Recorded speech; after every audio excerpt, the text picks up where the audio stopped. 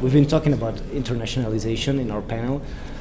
Your company has made acquisitions in the past, but you've also opened your own commercial offices in certain countries. What is driving your tactic here?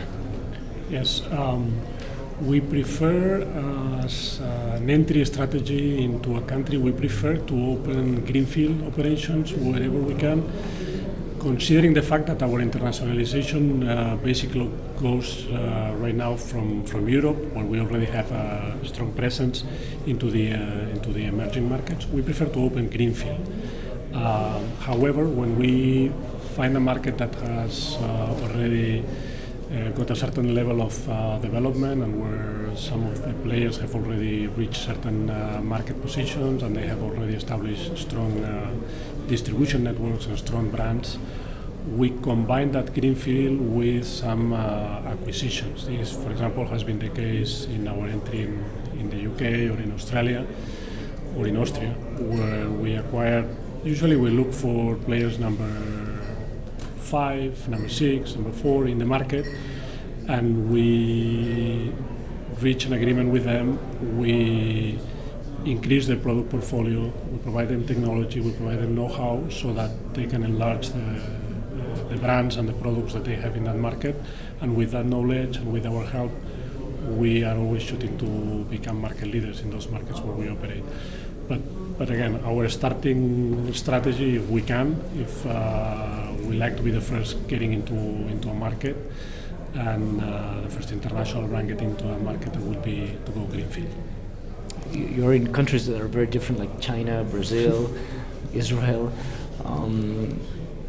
What are your plans in these countries? Because you cannot do everything, I guess, at the same time. So what are your priorities here? No, we as a company, Fluidra has a strong market share in Europe. We're a market leader in most of the key markets.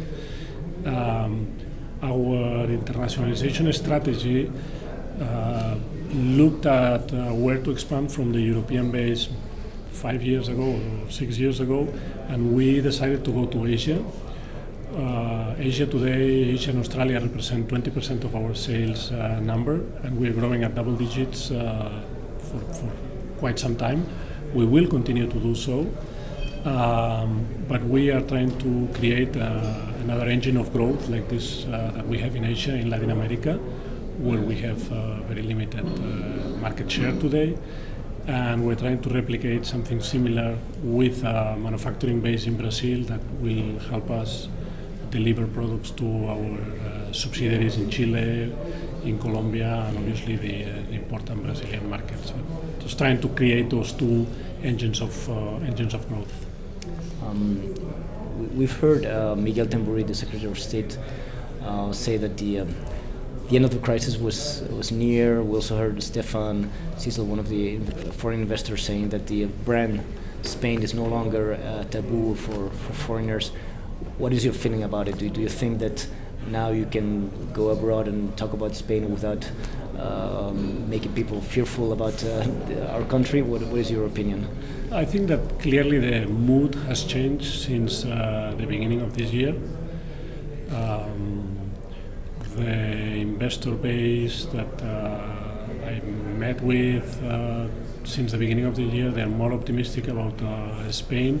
Probably they're also selective on looking at assets that are based in Spain but also have a presence international, which is our case, the case of Fluidra. Obviously we're headquarters in Spain, but we have 80% of the business outside of the Spanish market. And clearly this has changed. I mean, the mood is significantly better now than it was last year.